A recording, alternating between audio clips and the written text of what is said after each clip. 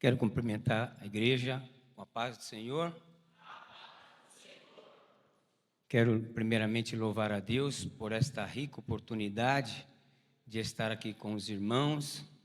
Louvar a Deus pela vida do meu pastor presidente, pastor Marcos Dias, pelo meu segundo vice-presidente, pastor Renato, também pelo pastor Luciano Ferreira.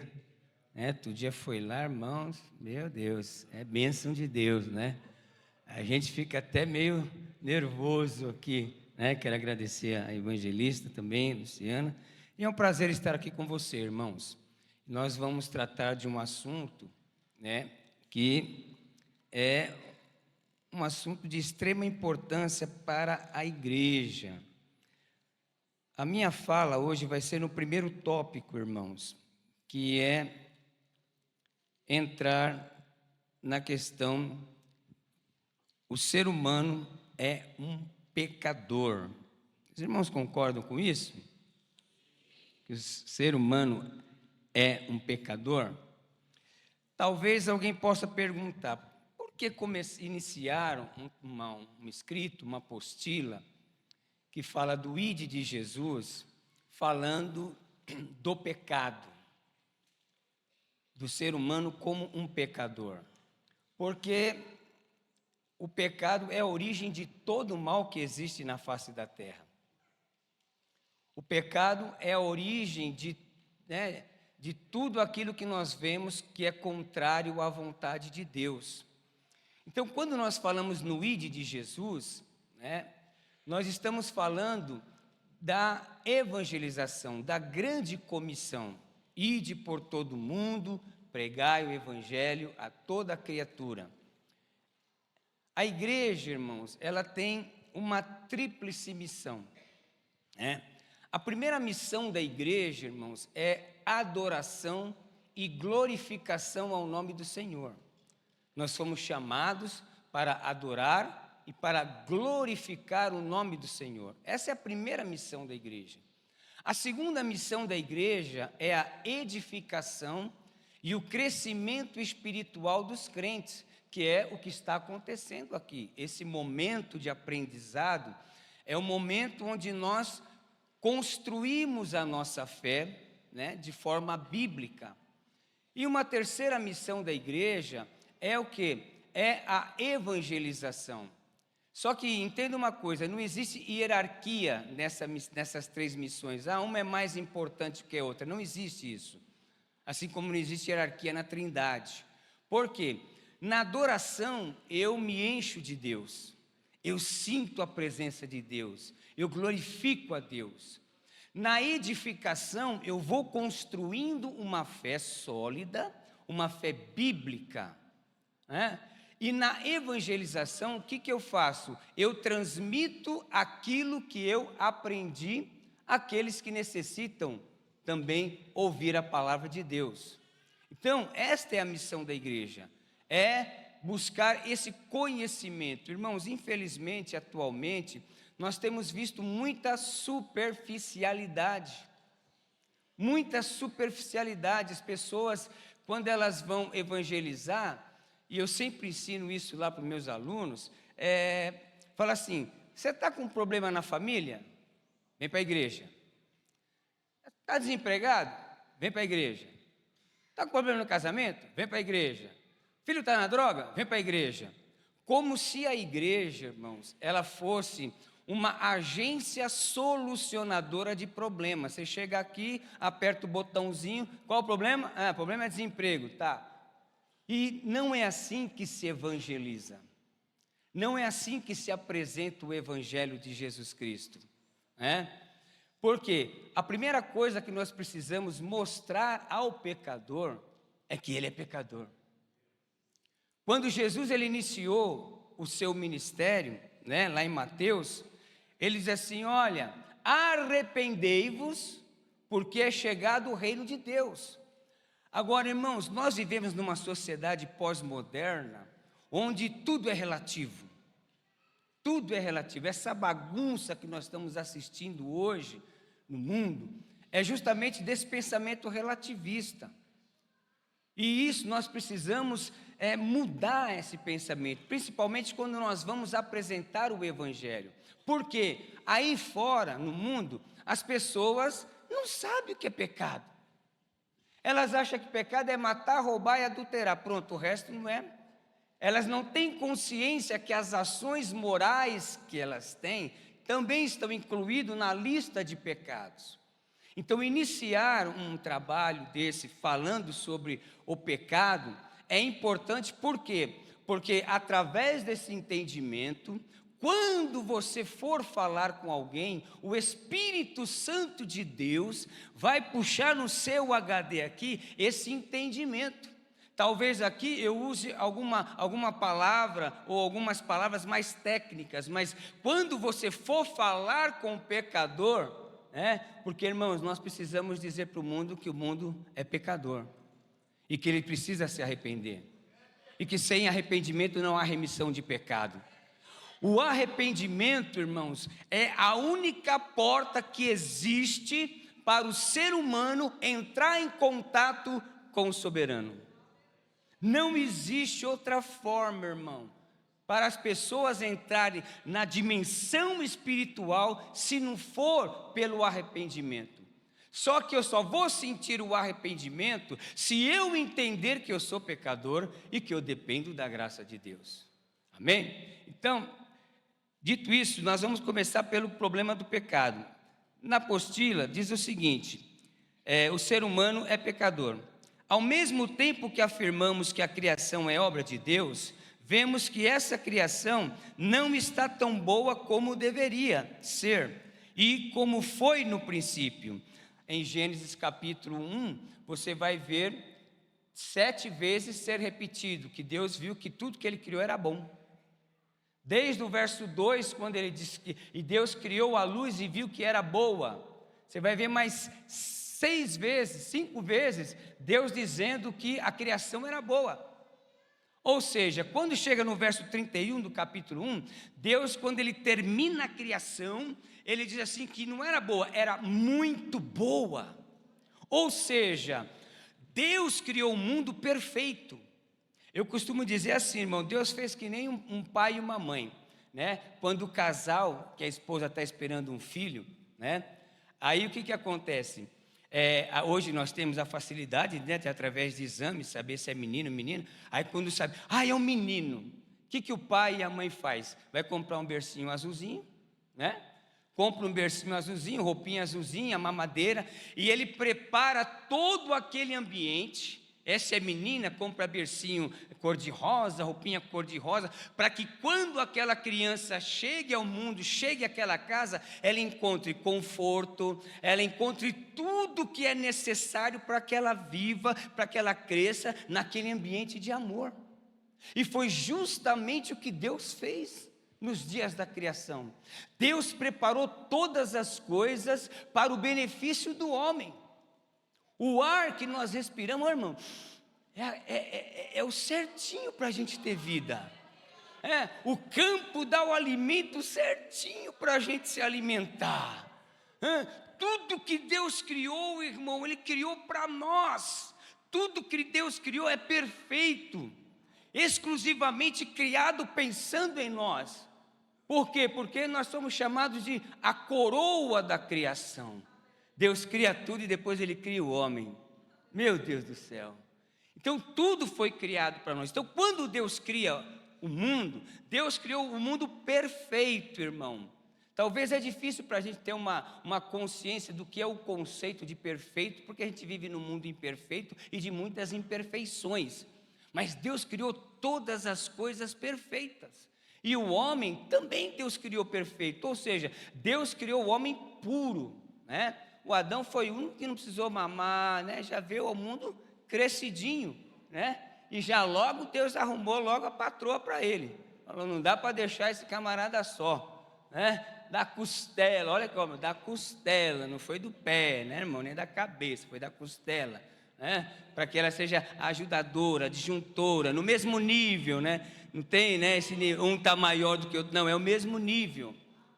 Então Deus criou todas as coisas. Então, quando você olha hoje, como está aqui na nossa apostila, Por todas as partes vemos sofrimento, mortes, injustiças, catástrofes e muita dor. Então parece um paradoxo, né?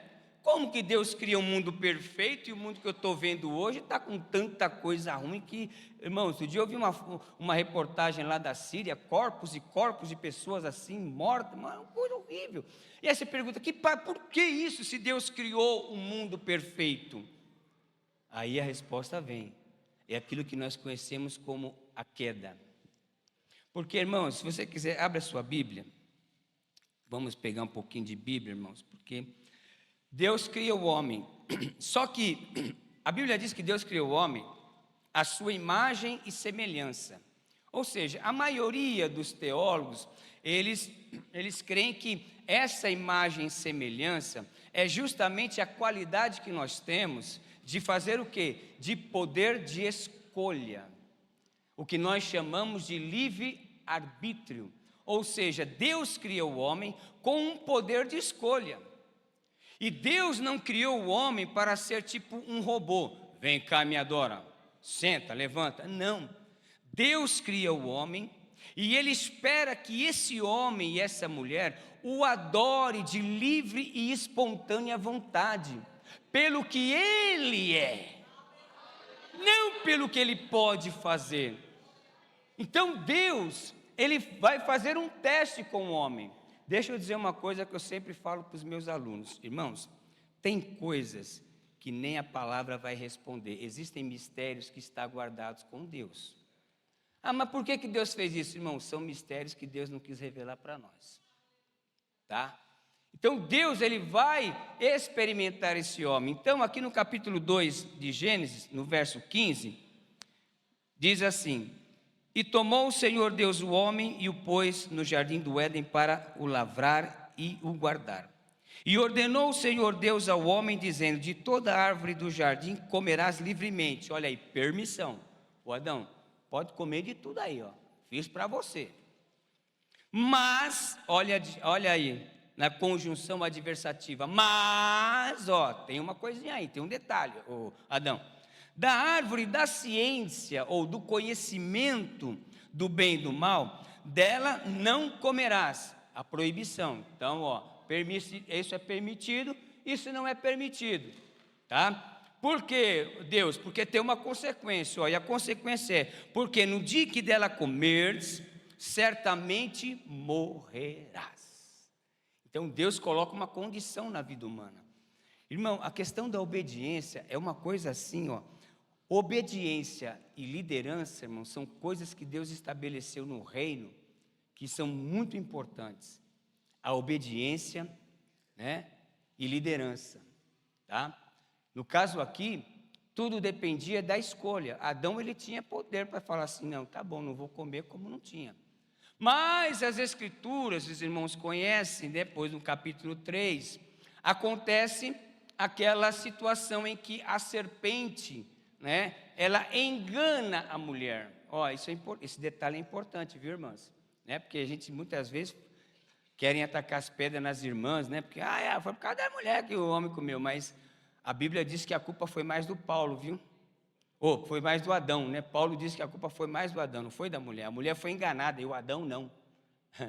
Paulo vai dizer lá em 1 Timóteo capítulo 2, verso 14, se não me falha a memória, que a mulher foi enganada, mas o Adão não. Então nós conhecemos a história, né? Aquela serpente, aí você pergunta, mas a serpente falava, pastor? Irmãos, a Bíblia diz que houve uma comunicação entre a mulher e a serpente. Ela não esclarece a forma como foi essa comunicação. Se foi uma comunicação verbal, se foi que tipo de comunicação. Até porque nós estamos falando, irmão, dos primórdios, né? E a gente tem uma visão completamente diferente hoje. E ela é enganada, né? E ela come daquele fruto. Mas o mais interessante, irmão, é o que o decorrer do texto ele traz aqui. No capítulo 3, depois que Adão e Eva, né? A única coisa que me deixa meio assim com a pulga atrás da orelha, pastores, é o que a Eva fez para convencer o Adão para ele comer, né? Porque se a Eva comeu o primeiro fruto, ela ficou esperta antes do que o homem, né? O homem ainda ficou naquela inocência. É interessante isso. Mas no capítulo 8 nós vemos Deus como o primeiro missionário. Por quê? Deus desce lá no jardim. Olha o versículo 8 assim: e ouviram a voz do Senhor Deus que passeava no jardim pela viração do dia, e escondeu-se Adão e sua mulher da presença do Senhor Deus entre as árvores do jardim. Então Deus desce lá, né? Deus está fazendo, nós vamos ver que Deus vai fazer o papel, está fazendo aqui o papel do primeiro missionário e o primeiro profeta. Aí ele conversa com Deus, fala: você comeu do fruto que eu te ordenei? Irmão, olha que coisa interessante, o que o pecado foi trazendo. Porque, irmão, nós temos que entender uma coisa, nós estamos falando de pecado, irmão. Pecado é coisa séria, irmão. Pecado é coisa muito séria. A igreja não pode perder a consciência da gravidade do pecado, irmão. Muitas igrejas estão aí, nem de pecado fala, mas cuidado, irmão, com o pecado não se brinca. Se você está vendo, desculpa a expressão, pastor, a todas as desgraças que estão acontecendo no mundo, é devido a uma única coisa, chamada pecado. Aí, olha só como o resultado do pecado foi acontecendo suavemente na vida das pessoas. Olha assim, aí no versículo de número 11, Deus fala assim com Adão, e Deus disse: quem te mostrou que estavas nu? Sabe aquela coisa, irmão, que acontece muito hoje no meio da vida das pessoas? As pessoas nunca aceitam os seus fracassos e as suas derrotas, principalmente muitas vezes na igreja, está sempre culpando o outro. Eu saí da igreja por causa do pastor, por causa da mulher do pastor, por causa da irmã do ciclo de oração, por causa não sei de quem. A gente não está, né? Geralmente não tem isso. Olha onde começou esse negócio, irmão. Foi o pecado que trouxe essa coisa terrível. Olha só, verso 11 ainda: comeste tu da árvore que te ordenei que não comesses? Olha, irmão, o Adão, como ele já vai ser cara de pau. Olha o que ele vai falar para Deus, irmão. Olha como. Então disse Adão: a mulher que tu me deste por companheira. Olha que ele falou, tipo assim, foi a mulher que o Senhor me deu, né? Fazer o quê? Foi ela. É aqui que começou esse negócio de ficar, fulano, olha só. Foi a mulher, ele foi muito, né, irmão, desculpa a expressão, cara de pau, falar isso para Deus, foi a mulher que o Senhor me deu, tipo, se o Senhor não tivesse dado ela, talvez não aconteceria. Meu Deus do céu. Aí olha só, e disse o Senhor à mulher: por que fizeste isso? Aí a mulher já, foi a serpente, né? Já passou a batata quente para outra. E disse o Senhor à mulher: por que fizeste isso? E disse a mulher: a serpente me enganou e eu comi, né? Aqui, irmão, do verso 14, Deus vai iniciar o juízo sobre os personagens que estão aqui: a mulher, o homem, a serpente e o Satanás, que usou o espírito que usou a serpente.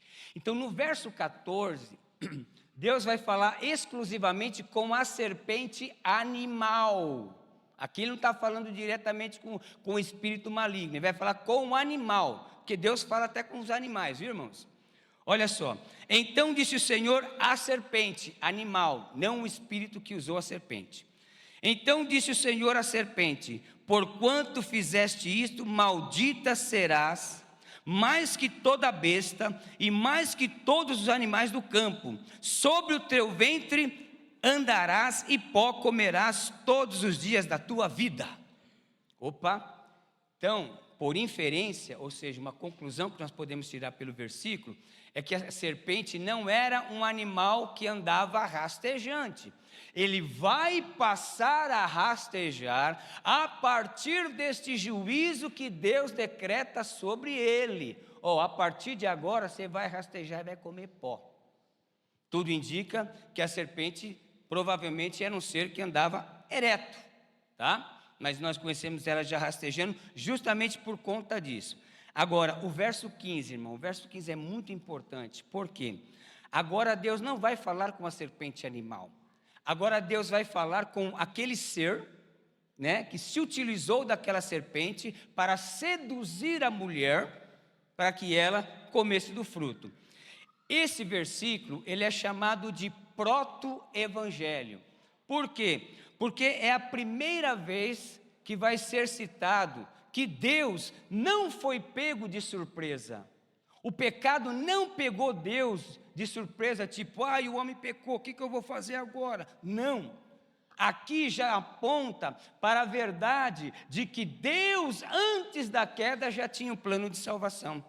E é lógico que não é só baseado nesse versículo, né? É lógico que tem outros versículos que abrangem essa verdade.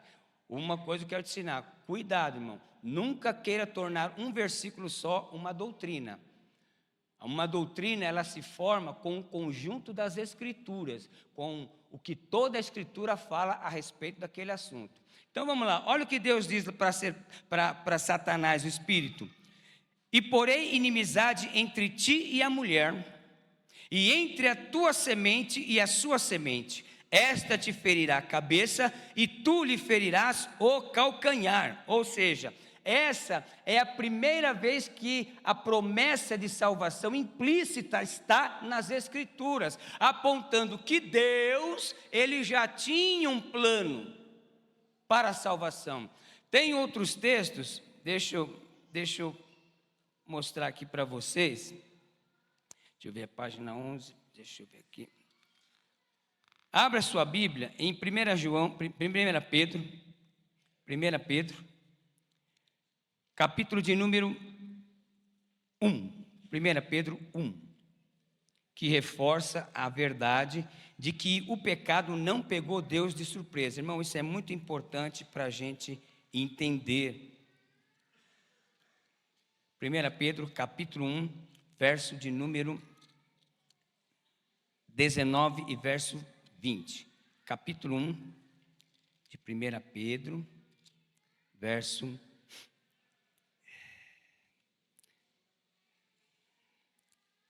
19. Mas, vamos pegar o verso 18 para a gente pegar um contexto melhor. Sabendo que não foi com coisas corruptíveis como prata ou ouro que fostes resgatados da vossa vã maneira de viver, que por tradições recebeste dos vossos pais, mas com o precioso sangue de Cristo, como de um cordeiro imaculado e incontaminado, que na verdade, em outro tempo, foi conhecido ainda antes da fundação do mundo. Ou seja, o pecado não pegou Deus de surpresa, irmão. Deus já tinha o plano de salvação preparado para resgatar o homem. E ele termina, né? Foi conhecido ainda antes da fundação do mundo, mas manifesto nesses últimos tempos por amor de vós. Agora, Apocalipse capítulo 13, verso 8. Apocalipse 13, verso 8. Aqui a visão de João, né? Vendo a besta que sobe do mar. Ele diz assim: e adoraram-na todos os que habitam sobre a terra, esses cujos nomes não estão escritos no livro da vida do Cordeiro, que foi morto desde a fundação do mundo. Então, irmãos, aqui em Gênesis 3,15, Deus já aponta que a salvação já estava preparada. Irmão, eu fico contente com isso. Sabe por quê, irmão? Porque antes mesmo de eu e você nascer, antes mesmo de eu e você pensar que iríamos existir nesse mundo, Deus já tinha um plano de salvação preparado para mim, para a sua vida. E Ele sabia que você um dia estaria aqui sentado ouvindo a palavra dEle, como um dos eleitos que foram eleitos ainda antes da fundação do mundo. Oh, irmão, deixa eu dizer uma coisa, irmão. A igreja, ela nunca vai ser destruída. Hoje tem muita gente lutando contra a igreja, falando mal de igreja e etc, etc. Mas a igreja de Deus, irmão, ela é vitoriosa, porque ela já foi programada ainda antes da fundação do mundo, irmão.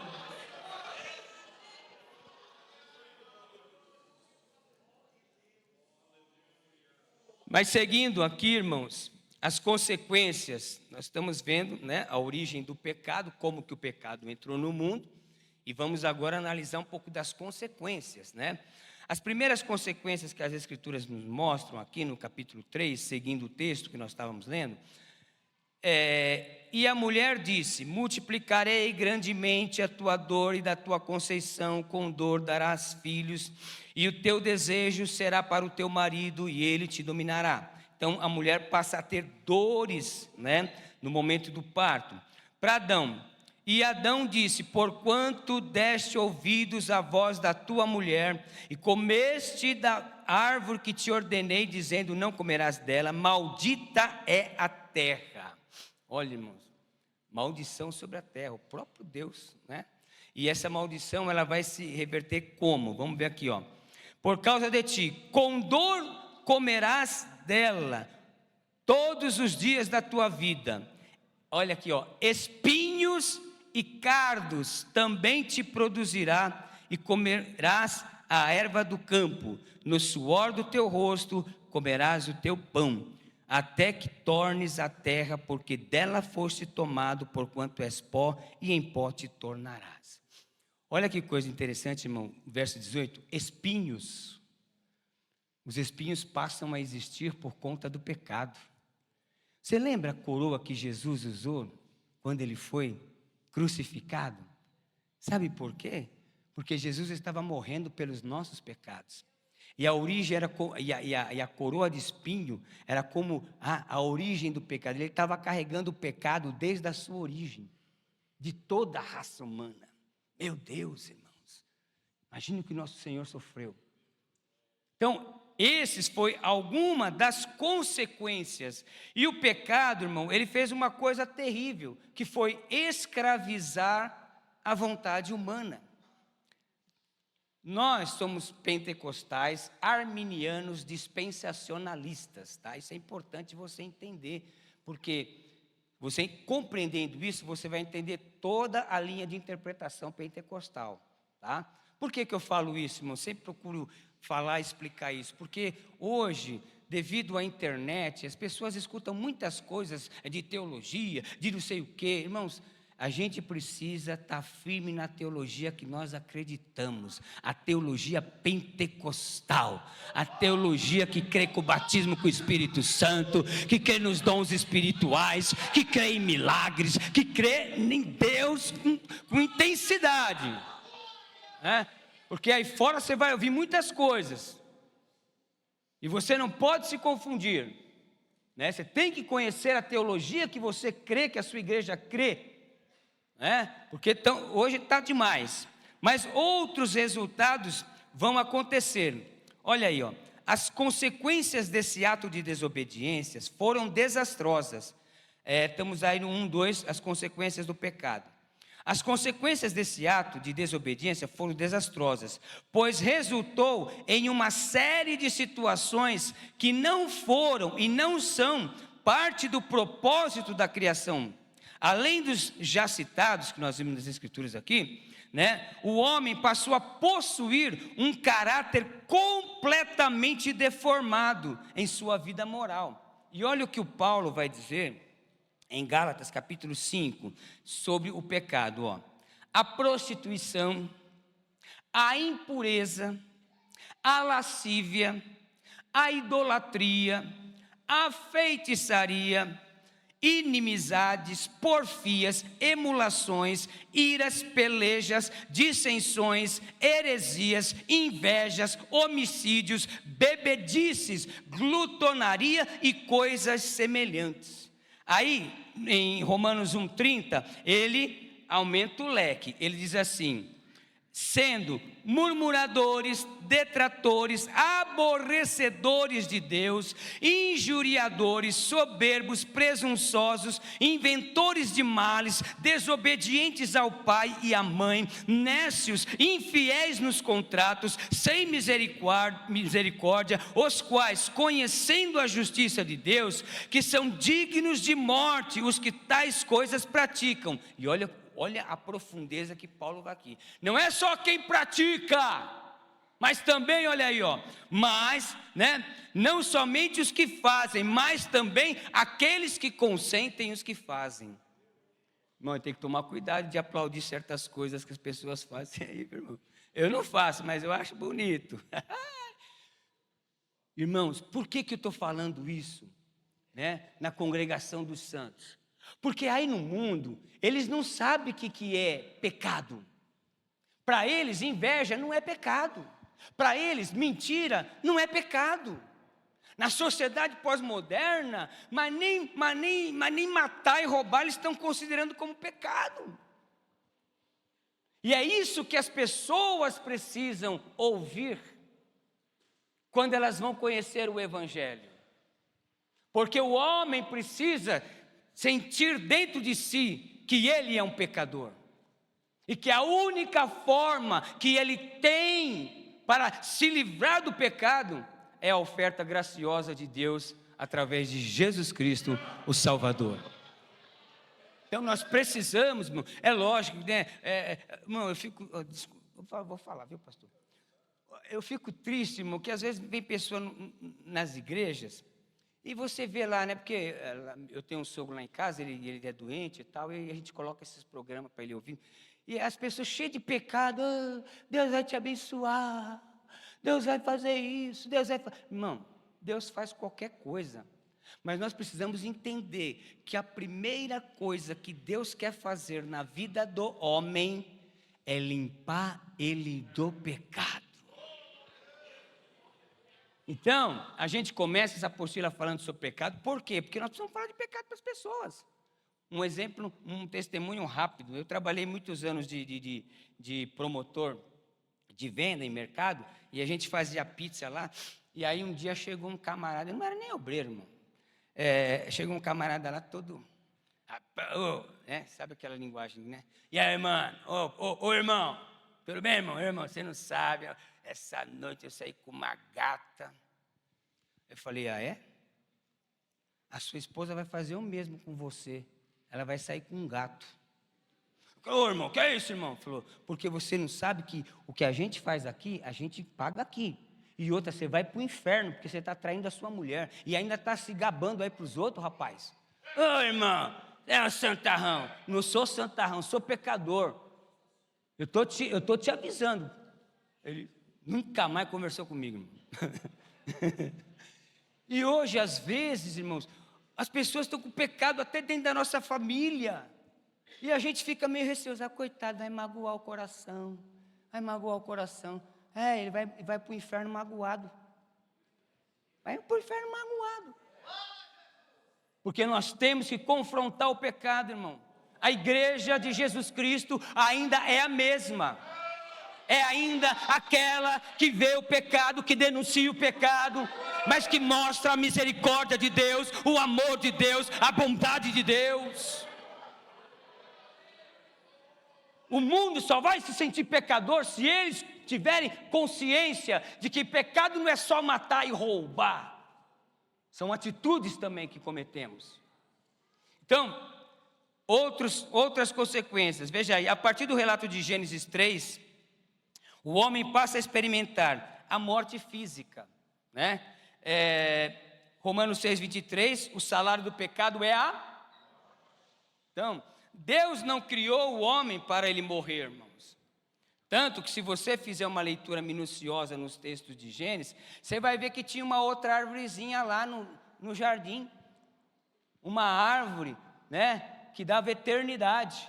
E que Deus falou, vou expulsar o homem daqui, porque se ele pegar da árvore da vida eterna, que situação que ele vai ter? Ele foi expulso.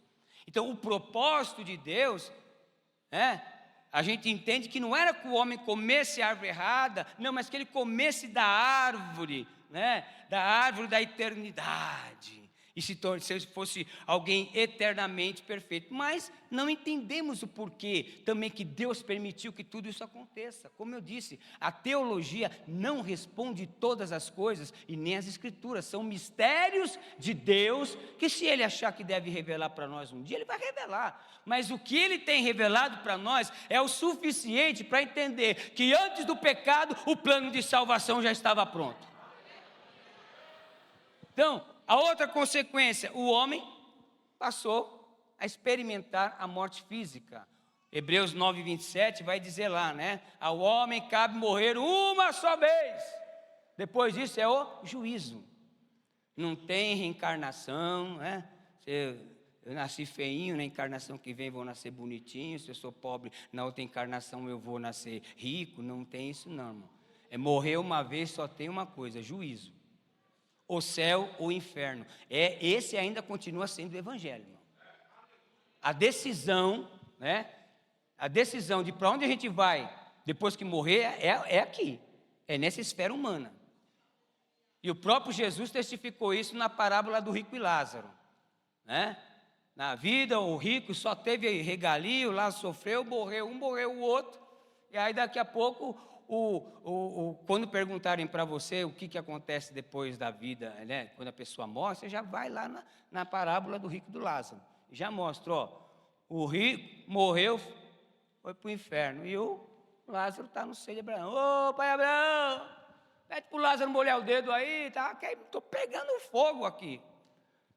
Ah, não tem jeito, ó, quem está aqui não passa para cá e quem está aí não passa para cá, não tem jeito.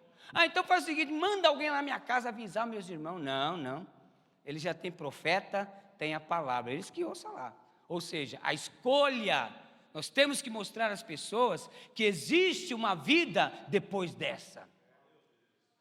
E que a gente precisa escolher aqui. E para que o Espírito, irmão, é um mistério.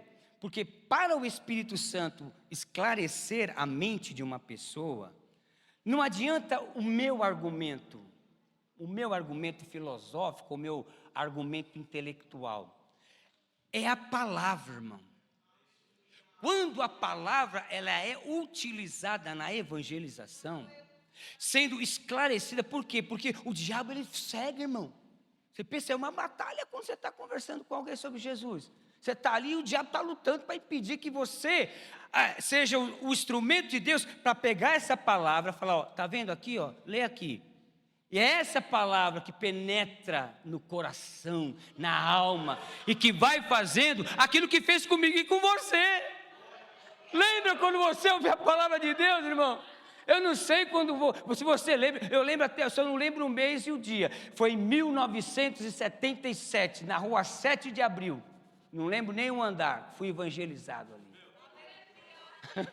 Irmão, e foi a palavra, aquela coisa foi entrando assim e clareando, porque é a palavra, não é os argumentos humanos. Por que muita gente vem para a igreja? Porque vem para procurar solução para o problema. Aí você vê a pessoa 3, 4 meses, daqui a pouco, cadê a pessoa? Sumiu, não nasceu de novo. Não foi esclarecida pelo Espírito Santo. É por isso, irmão, que a palavra de Deus ela tem que ser lida, estudada. Eu sei que a vida pós-moderna, ela muitas vezes não dá tempo para a gente fazer, mas irmão, é o desafio. É o desafio da nossa época. É o desafio da igreja do século 21. É você sacrificar mesmo, falar, eu não tenho tempo, quando eu comecei a estudar teologia, eu ia estudar de madrugada, irmão. 2 horas eu estava lá, 5 horas tinha que levantar para ir trabalhar. Quantas vezes, irmão? Mas vale o sacrifício, irmão. Porque Deus vai abrindo a nossa mente, a gente vai entendendo. E esses resultados do pecado, e o que é o pecado que nós lemos aqui, quando você lê isso, você olha para o mundo, você fala, meu Deus, a palavra de Deus é perfeita. Tudo que está falando de mal aqui, está acontecendo na vida humana hoje. A morte física, outra coisa que faz parte agora da vida humana, a sujeição às enfermidades. Embora nem todas as enfermidades sejam pelo pecado, de quem está enfermo, o certo é que o pecado cometido por Adão trouxe à humanidade o quê? As enfermidades, né? Porque Deus diz, no dia que dela comer, certamente você vai morrer, né? Não foi uma morte instantânea quando ele comeu, mas no desenvolvimento da pessoa, o que foi acontecendo? Ele foi atraindo doenças, e hoje nós estamos na situação. Outra coisa que o pecado trouxe, a escravidão. Eu vou dar um testemunho, isso que eu falo sempre de mim, né, irmãos? Eu lembro que quando eu fui viciado em droga há 18 anos, irmão. 18 anos. E eu lembro que tinha dia que eu levantava de manhã, eu falava assim, ó, hoje, desculpa a linguajar, tá, irmãos? Hoje eu não vou fumar, hoje eu não vou cheirar, hoje eu não vou beber. Não vou. Daqui a pouco, irmão, onde é que eu estava? Fumando, bebendo, cheirando. Não tinha força. Não tinha força para lutar contra isso. Tudo bem que aqui estou falando de vícios, mas quantas vezes pessoas não conseguem se livrar da mentira, do engano, da inveja, da malícia. As pessoas não... E para isso, no mundo de hoje, isso não é pecado. Ter maus pensamentos, ter desejos ilícitos, isso aí é normal. A vida é assim mesmo. Não é, irmão. É escravidão. O homem se tornou escravo, ou seja, na teologia a gente define o seguinte: nós somos uma tricotomia, ou seja, espírito, alma e corpo. Então vamos lá, o espírito que nós temos, que veio de Deus, é a nossa consciência da existência de Deus. Você conhece a Deus não é pela alma, é pelo espírito. Então, a nossa consciência de Deus, a nossa consciência das coisas espirituais, ela vem do Espírito. A alma, né? O texto diz que quando o Espírito entrou no boneco, o homem foi feito alma. Ou seja, a alma é a minha consciência da minha existência humana material. Por quê? Porque essa alma, ela recebe as informações de onde? Né? Visão, audição, tato, paladar, né? Os meus sentidos informam a minha alma que eu sou um ser, que estou aqui em Guararema, né? Às 9h05, tá? Então, e o corpo? Quando o homem peca, antes era o espírito que deveria, né? Quando nós aceitamos Jesus, que nós passamos pela experiência do novo nascimento, quem toma o trono da nossa vida agora é o quê? É o Espírito, porque é pelo Espírito que eu tenho desejo de... Você quer ver se você está bem na fé mesmo? Você está com desejo de ir para a igreja? O Espírito está dominando. Tem vontade de ler a Bíblia? O Espírito está dominando. Tem vontade de orar? O Espírito está dominando. Agora, aí a alma, porque a alma, irmão, ela vai sempre querer ter as coisas que os sentidos querem. E os nossos sentidos, às vezes, querem coisas, ou na maioria das vezes, coisas erradas. Então, com o novo nascimento, a gente coloca o centro de novo, né? É por isso que Paulo vai falar que vai estar aquela guerra, né? O espírito contra a carne. Quando Paulo fala carne, irmão, não é carne isso aqui, porque isso aqui sem alma, irmão, sem espírito, vai para onde? Para onde que vai? Cemitério. Um par de dias vira o quê? Pó. E o pó torna, né? Então, quando Paulo fala carne, na maioria das vezes, ele está falando dessa nova natureza que é entronizada na nossa alma. O desejo de sempre estar satisfazendo o que os sentidos humanos querem. E o que o sentido humano quer, irmão, é o pecado, é o engano, é a corrupção, é a maldade. E uma outra consequência é a morte espiritual. A palavra morte é empregada para significar a separação e, portanto, a morte espiritual é a separação do homem de Deus. Ou seja, com o pecado, Deus falou, bom, agora você está caminhando pela sua própria vontade. Mas Deus já proveu um plano para restabelecer essa comunhão novamente entre o homem e Deus através de Jesus Cristo. No ponto 1.3, irmãos, fala sobre nossa alma tem valor. E aqui, para a gente reduzir, porque o tempo não para, eu vou mostrar o valor da nossa alma em um versículo. Inclusive, marca esse versículo, todo mundo conhece. Mas, se você falar, eu não sei evangelizar direito, eu não sei usar a Bíblia muito bem, eu vou te dar um versículo agora que você pode evangelizar qualquer pessoa. João 3,16, abre aí. Olha só, o valor da alma. Porque Deus amou o mundo de tal maneira, ponto. Então, a gente observa que a fonte da salvação é o amor de Deus, porque Deus amou. Então, a fonte de salvação é o amor de Deus. É Deus quem quer salvar, não é o homem que quer ser salvo. Então, aí você pode explicar, só com esse versículo, né? Porque hoje as pessoas não gostam muito de parar para conversar, tem que ser tudo rapidinho, né? Porque Deus amou o mundo de tal maneira, tá vendo aqui, moço? Isso aqui é a fonte da salvação. Deus te ama, meu amigo, Deus te ama, minha amiga. Irmão, você falar isso para as pessoas hoje, marca, porque as pessoas estão doidas procurando alguma coisa para se agarrar.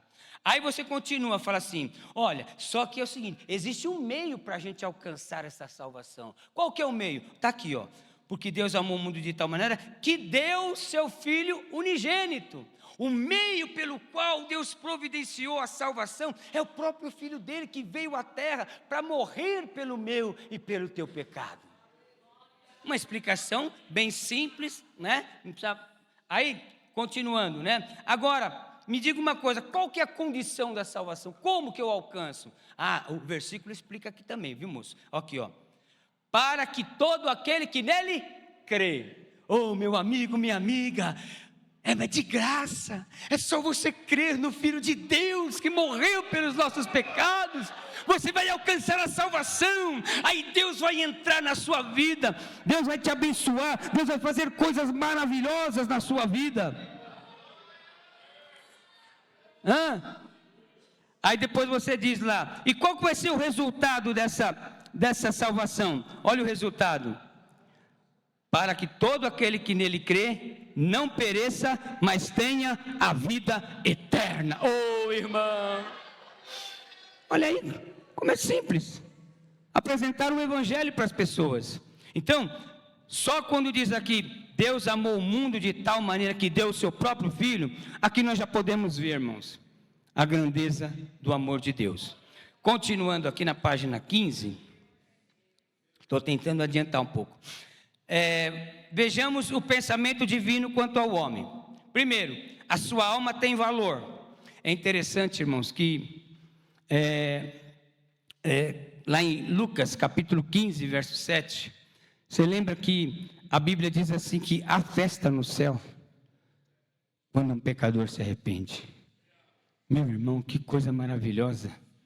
A festa no céu quando um pecador se arrepende. Irmãos, talvez muitos de nós aqui nunca conseguimos fazer uma festa na nossa casa e chamar todas as pessoas, mas você já causou festa no céu. O céu esteve em festa um dia por tua causa, por tua vida. E hoje Deus espera que nós também vejamos fazer o céu todo dia festa, trazendo almas ao reino de Deus. Segundo pensamento, estão como ovelhas perdidas, né? Capítulo 9, verso 36 de Mateus, a gente vê que Jesus, ele está dando uma aula de evangelismo aos seus discípulos. E no verso 36, a Bíblia diz assim, que Deus olha para as pessoas e as vê como ovelhas que não têm pastor. Irmãos, as pessoas estão se matando. As pessoas se drogam, as pessoas bebem, as pessoas fazem tudo que você vê de errado, porque elas querem encontrar alguma coisa para preencher o vazio que existe dentro delas. E esse vazio, eu e você, através da palavra de Deus, da orientação do Espírito Santo, nós podemos levar a elas. Terceira coisa, Deus quer que todos cheguem ao conhecimento da verdade. Lá em 1 Timóteo capítulo 2, verso 4, a Bíblia diz o seguinte, vamos dar uma lida nesse verso, irmãos? Olha que coisa linda. 1 Timóteo capítulo 2. 1 Timóteo capítulo 2. Eu vou ler do verso 1, para você pegar o contexto. Olha o que Deus pede de nós, irmãos. Admoesto-te, pois, antes de tudo, que se façam deprecações, orações e intercessões e ações de graças por todos os homens. Irmão, nós temos orado por todas as pessoas. Eu vou orar por Lula? Você está doido, irmão? Quero que ele se acabe. Mas a Bíblia ensina ao contrário. É orar por ele também. É orar por aquela pessoa que você acha que nunca vai ter jeito. É orar por todos. Aí ele continua: pelos reis e por todos os que estão em eminência, para que tenham uma vida quieta e sossegada em toda piedade e honestidade. Por quê? Porque isto é bom e agradável diante de Deus, nosso Salvador. Às vezes a gente fica perguntando: o que agrada a Deus? Como é que eu vou agradar a Deus? Começa a orar, irmão. Começa a orar pelas pessoas. Começa a orar pelos políticos desse país. Começa a orar lá pela faixa de Gaza. Começa a orar pela Síria. Pelos nossos irmãos que estão lá no Nordeste, pela África. Aí olha só o desejo de Deus, que quer que todos os homens se salvem e venham ao conhecimento da verdade. Essa é a vontade. Então o pensamento de Deus é esse: a nossa alma tem valor. Por conta do pecado, nós estamos vivendo como vivíamos, o mundo está, como ovelhas perdidas, e Deus quer que todos os homens cheguem ao conhecimento da verdade. Por quê? Porque, como nós vimos, Deus ama a todos. Deixa eu adiantar um pouquinho aqui, irmãos. Vamos ver aqui. Eita, já estou terminando, irmãos. Não vai dar tempo de me falar tudo, mas eu quero entrar aqui, irmãos, na doutrina da remissão. Por que é importante eu saber da doutrina da remissão? Para mim poder explicar para as pessoas. O que significa remissão? Remissão, a grosso modo, significa livramento do poder do pecado. Agora, como que isso acontece? Como que acontece esse livramento que Deus me dá do poder do pecado? Aí a apostila vai dizer aí, é através da expiação. O que é expiação? Expiação é a reconciliação pela qual os homens voltam a gozar em plena comunhão com Deus. E a remissão e a reconciliação, ela é importante para a gente compreender. Por quê? Primeiro, porque ela revela a profundidade do amor de Deus. Ela revela também, a gravidade do pecado. E ela nos revela também a providência de Deus em salvar o homem através de Cristo Jesus. E os 5 aspectos da expiação é: primeiro, obediência, sacrifício, propiciação, reconciliação e redenção. Vamos começar com o primeiro, que é a obediência. Abra a sua Bíblia aí em Filipenses, capítulo de número 2. Filipenses, capítulo de número 2. Então vamos lá, irmãos. Versículo de número... Eu vou pegar dos 5, irmãos. De sorte que haja em vós, o quê? O mesmo... que houve em quem? Opa! Aí para você entender, você tem que perguntar, qual que era o sentimento de Jesus Cristo? Aí você tem que ir lá no Evangelho, e Jesus vai falar: eu vim fazer a vontade do meu Pai. Então o sentimento que tem que ter em nós é de fazer a vontade de Deus. Primeiro, aí olha só, que sendo em forma de Deus, não teve por usurpação ser igual a Deus. Ou seja, irmãos, quando Cristo vem ao mundo como um homem, ele não é destituído da sua onisciência, onipresença, onipotência. Só que para cumprir com o propósito de Deus, o que ele fez? Ele não utilizou nenhum dos seus poderes como Deus para poder realizar a salvação. Ele não usou. Ele veio como homem, sofreu como homem, morreu como homem e ressuscitou como ele é, Deus. Então, veja só, não teve por usurpação ser igual a Deus. Isso é chamada doutrina da quinosis, ou seja, do esvaziamento. Jesus se auto-esvaziou, ou seja, ele não perdeu os seus poderes, mas ele não utilizou os seus poderes para poder efetuar a salvação do homem. Aí veja bem, mas aniquilou-se a si mesmo, tomando a forma de servo, fazendo-se semelhante aos homens. Irmão, você já parou para pensar nisso, irmão? Um Deus que se põe a se tornar um ser humano, um Deus que deixa a sua glória, que deixa o seu poder, que deixa a sua grandeza, para se tornar um homem, ser humilhado, cuspido, apanhar, ficar nu no meio das pessoas, tudo por amor a mim e a você. Aí olha o que Paulo vai dizer: e achado na forma de homem, humilhou-se a si mesmo, sendo obediente até a morte, e morte de cruz. Ou seja, o primeiro aspecto da expiação foi a obediência. Jesus obedeceu até o fim. Ele podia no Getsemane, como homem, em que seu suor se transformou em gotas de sangue, ele podia dizer assim: ah não, tá pesado demais, Pai. Mas ele não fez isso. Então o primeiro aspecto da expiação é a obediência. Olha que coisa, irmãos, lembra lá no começo? O pecado entrou pela desobediência, a salvação veio pela obediência. E eu quero dizer uma coisa para você, irmão: vale a pena ser obediente a Deus, vale a pena obedecer a palavra de Deus, vale a pena você obedecer à igreja na qual você serve ao Senhor. Ninguém nunca perdeu por ser obediente. Nunca, nunca, irmão.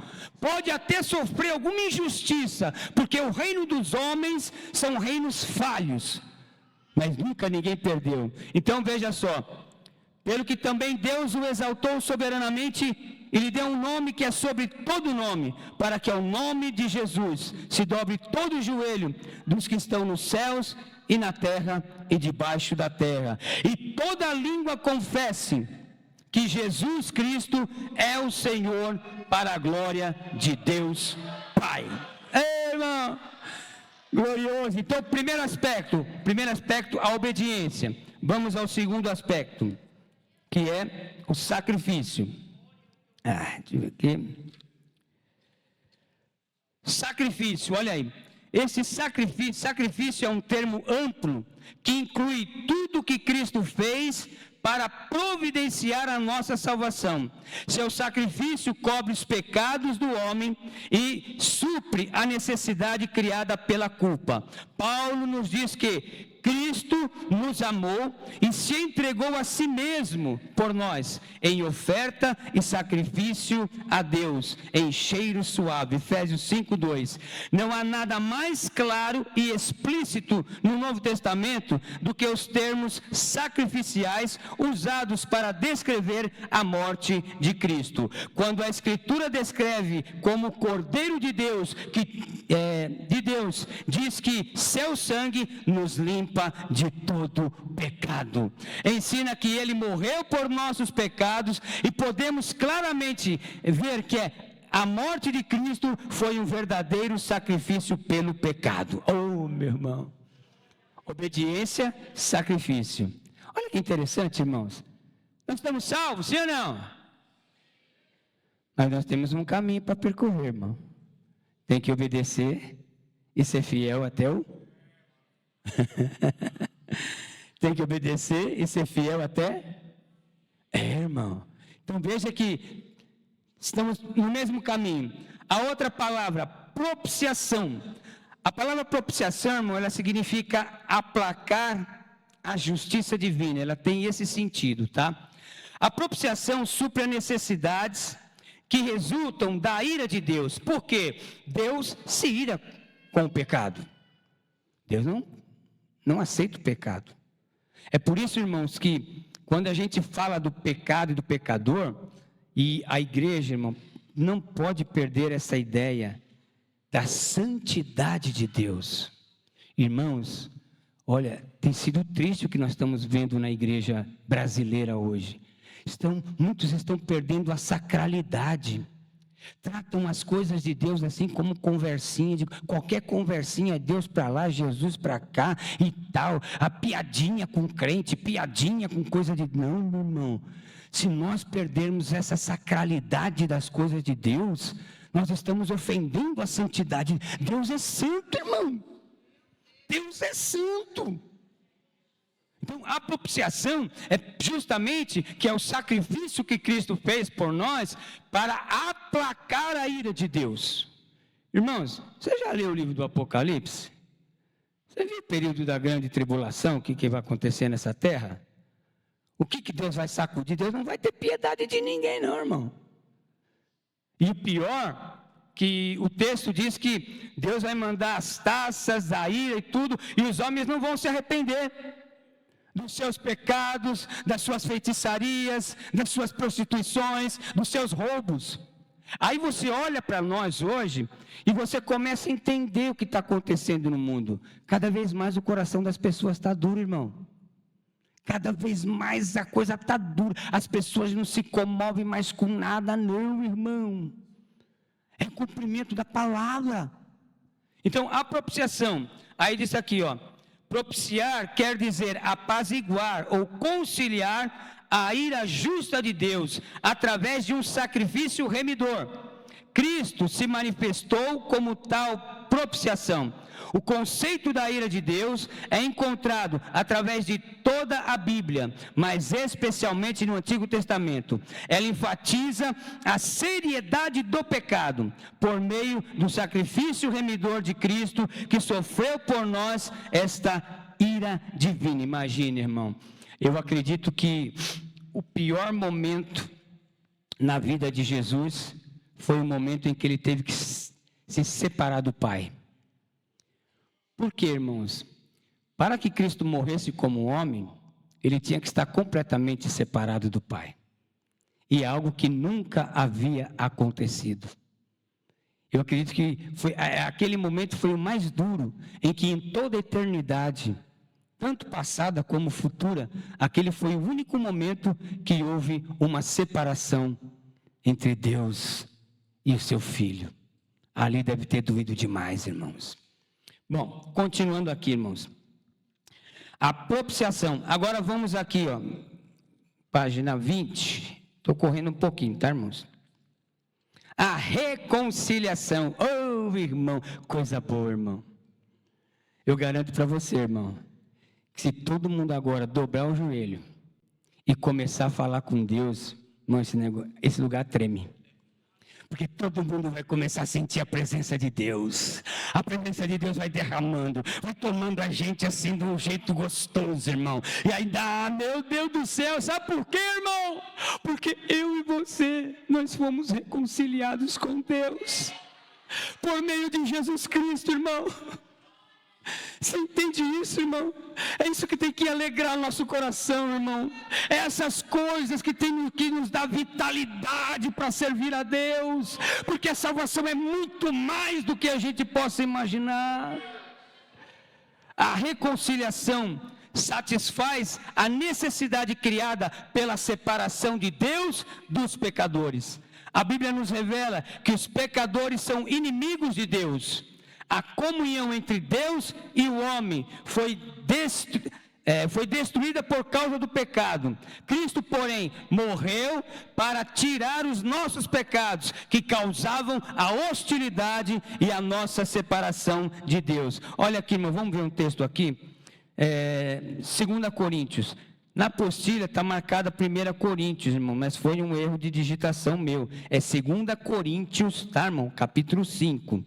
Na apostila está 1 Coríntios, você vai encontrar capítulo no 5, verso 19 em 1 Coríntios, é só em 2 Coríntios, tá? Foi um erro de digitação. Olha que coisa interessante aqui, irmão. Capítulo 5 de 2 Coríntios, versículo de número 14. Porque o amor de Cristo nos constrange, julgando nós assim, que se um morreu por todos, logo todos morreram. E ele morreu por todos, para que os que vivem não vivam mais para si, mas para aquele que por ele morreu e ressuscitou. Aqui no 16 tem uma coisa importante que ele diz, ó. Assim que daqui por diante, a ninguém conhecemos segundo a carne. ainda que também tenhamos conhecido a Cristo segundo a carne, contudo agora já não o conhecemos desse modo. O que Paulo está falando aqui? Paulo está falando dessa transformação que ocorreu na nossa vida. Quando ele diz aqui que nós não vemos mais segundo a carne, ele está dizendo que, se eu conheço, por exemplo, Paulo, ele conheceu a Cristo no começo, ele achava que Cristo era um herege. Mas agora, depois que ele conheceu e foi transformado e reconciliado com Deus, ele não vê Cristo mais como um herege, mas ele vê o Cristo como Filho de Deus, Salvador da humanidade. E quando ele fala aqui que nós não conhecemos as outras pessoas na carne, é que eu hoje, quando eu olho para o pecador, eu não vejo ele como um pecador mau, não. Eu vejo que ele é uma alma. Ele é uma alma que precisa ser resgatada. Eu não enxergo ele, aquele ali é mentiroso, é vagabundo. Não, eu não vejo isso. Eu vejo ele como um ser humano, que enquanto tiver vida, tem oportunidade de conhecer a Deus, de ser transformado como eu fui. E eu sou o instrumento que Deus deixou na terra para fazer esse trabalho, irmão. A igreja de Jesus Cristo. Aí ele continua dizendo assim que se alguém está em Cristo, nova criatura. Aquela visão mundana que eu tinha de mundo, aquela visão mundana que eu tinha das pessoas, eu não tenho mais. A minha visão é transformada. Irmão, a igreja ela tem duas opções. Ou você enxerga o mundo como um mundo terrível, mau, que vai tudo para o inferno, ou você pode olhar para a humanidade e ver como uma grande seara que precisa receber a palavra de Deus. Eu fico muito triste quando muitos crentes falam assim, você viu lá, matou, não sei o quê. É assim mesmo, né? A Bíblia diz que é assim mesmo, né? E vai piorar. Meu Deus do céu, irmãos. Nós temos que olhar o mundo, está pecado, está feio, tá, irmãos. Mas ali é o nosso campo de trabalho. É ali que Deus quer ver nós falando. Bom, para finalizar, irmãos, deixa eu... A redenção se refere à libertação do mal, mediante o pagamento de um preço. Para nos libertar do pecado e da sua penalidade, um preço foi pago. Foi a morte remidora de Cristo. Meus irmãos, que essa breve aula, depois o pastor vai disponibilizar o material, leia com bastante atenção, tá? Porque a nossa tarefa, irmão, não é simplesmente sair nas fotos dos WhatsApp ou receber likes e mais likes na internet. A nossa obrigação, irmão, é falar ao mundo. O mundo está perdido, mas existe uma solução. E essa solução eu conheço. Você já viu um milagre? Eu sou um milagre, você é um milagre, nós somos um milagre. E Deus quer usar este milagre para levar ao mundo que Ele ama de tal maneira que deu o seu Filho unigênito para que todo aquele que nele crê não pereça, mas tenha a vida eterna. Deus abençoe, meus irmãos, eu agradeço a oportunidade.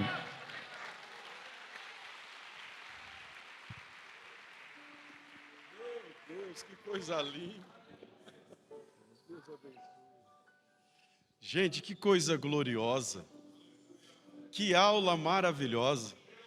Você sente a presença, o toque de Deus na sua vida? Eu estava, entre tantos os sentimentos que nós tivemos nessa noite, eu cheguei ainda muito mais a uma conclusão: a longanimidade de Deus, porque Deus não quer que nenhuma pessoa, nenhuma alma se perca. Você entendeu isso? O plano da salvação aqui nessa noite? O plano da salvação. Irmão, nós somos agentes da graça de Deus. Nós não estamos aqui, de fato, as bênçãos do Senhor nos alcançam, bênçãos materiais, bênçãos na saúde, bênçãos na família. essas coisas todas nos alcançam, porque toda boa dádiva vem de Deus. Mas o objetivo central de tudo é a salvação. É nós reconhecermos que tudo aconteceu. Morte, cordeiro que já estava preparado antes da fundação do mundo. Você já imaginou o amor desse Deus?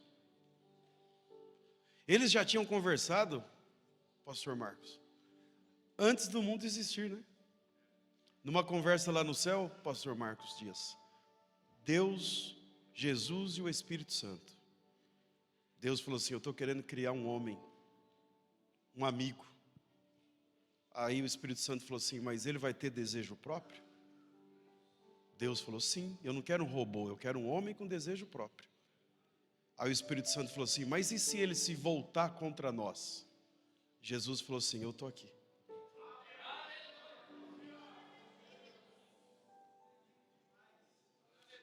Não tinha nem criado, não tinha nem mundo. Mas eles conversaram porque Deus disse: eu tenho um sentimento. Eu quero um homem, quero um amigo. Deus é o nosso amigo. E o desejo de Deus é que nós nos salvemos, minha gente. E o desejo de Deus é que a gente leve essa palavra de salvação. Você está entendendo o que nós aprendemos aqui nessa noite? Nós não podemos ser egoístas. A igreja está ficando egoísta. Mas o objetivo de Deus, desde a fundação, é altruísta. É resgatar. E Jesus se colocou à disposição. Eu estou aqui, para ir para a cruz. Se tudo der errado. Tudo deu errado, doutor. E Jesus falou assim: eu já me candidatei.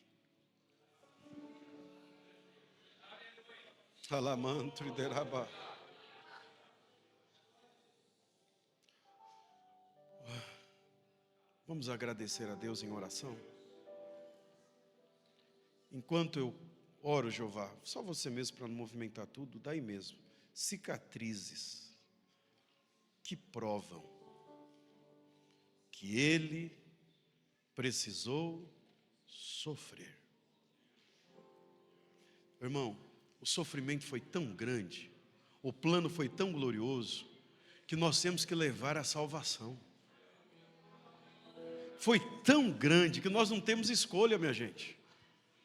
Esse seminário é isso, vai ser de hoje até o final. Nós vamos aprender e mudar o nosso conceito de achar assim, está resolvido aqui, eu estou salvo, está resolvido, todo mundo não presta. Não. Deus, através de Jesus, almeja até a salvação do Supremo Tribunal Federal. Até lá. Até de quem você está pensando. Que Jesus prepare e leve logo, porque Ele quer a salvação. Entendeu o manto? Vamos orar a Deus. Você pode agradecer pela sua salvação? Porque enquanto a gente não reconhecer isso, a gente não vai dar conta de pregar para ninguém. É por isso que a igreja não prega mais, não ganha quase mais alma, porque a gente não reconhece a nossa salvação. Você pode dar a mão para quem está do teu lado? Vamos fazer uma artéria gigante aí. Oh Deus, feche os seus olhos e agradeça a Jesus. Ore por essa pessoa que está do teu lado, peça para Deus fortalecer a fé dela. Isso, diga: Senhor, fortaleça o meu irmão. Não é hora da gente parar, minha gente, é hora da gente avançar.